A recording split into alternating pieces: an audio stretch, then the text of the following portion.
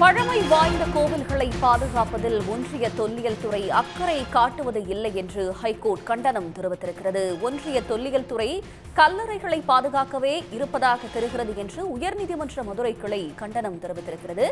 தஞ்சை பிரகதீஸ்வரர் கோயில், கங்கை கொண்ட சோழபுரம் கோவிலை பாதுகாப்பது தொல்லியல் துறையின் கடமை என்றும் ஹைகோர்ட் உத்தரவிட்டிருக்கிறது. அண்மை செய்தி.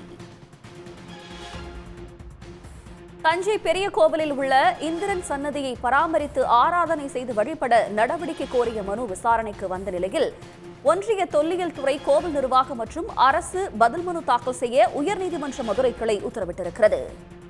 இதுபற்றிய கூடுதல் தகவல்களை தருவதற்காக செய்தியாளர் ரஃபீக் ராஜா இணைக்கிறார். ரஃபீக் ராஜா, உயர்நீதிமன்ற மதுரை கிளை நீதிபதிகள் என்ன சொல்லியிருக்கிறாங்க இந்த விவகாரம் தொடர்பாக முழு தகவல்கள்?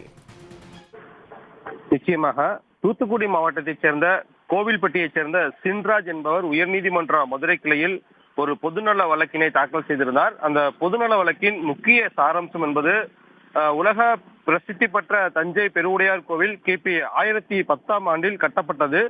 இது மிகப்பெரிய ஒரு கட்டமைப்பை உள்ளடக்கியது. ஆதி தமிழர்களுடைய மிகப்பெரிய ஒரு கட்டடை கலைக்கு சான்றாக விளங்கக்கூடிய இந்த கோவிலின் அடிப்பகுதி மிகவும் அகலமானது.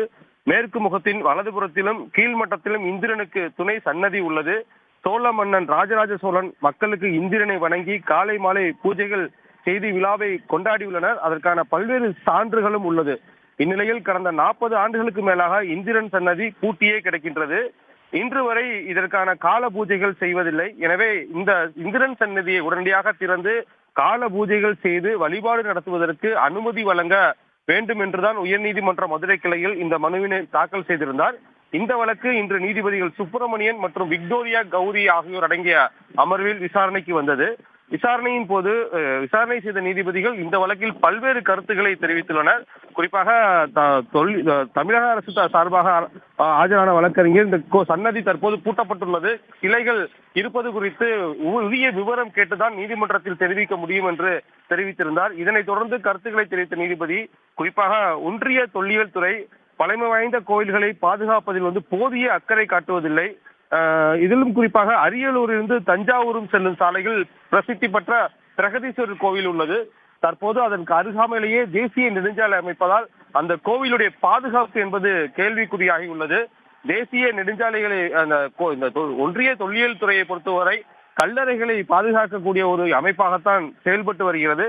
எனவே இந்த கோவிலில் இந்திரன் சன்னதியை திறந்து வழிபாடு செய்வதற்கு உரிய என்ன நடவடிக்கைகள் எடுக்கப்பட்டுள்ளது என்பது குறித்து ஒன்றிய தொல்லியல் துறை மற்றும் கோவில் நிர்வாகம் தமிழக அரசு தரப்பில் உரிய பதில் மனு தாக்கல் செய்ய உயர்நீதிமன்ற மதுரை கிளை தற்போது உத்தரவு பிறப்பித்துள்ளது. தங்களுடைய விவரங்களுக்கு நன்றி ரஃபீக் ராஜா. உடனுக்குடன் செய்திகளை தெரிந்து கொள்ள சன் நியூஸ் பெல் ஐகானை கிளிக் பண்ணுங்க.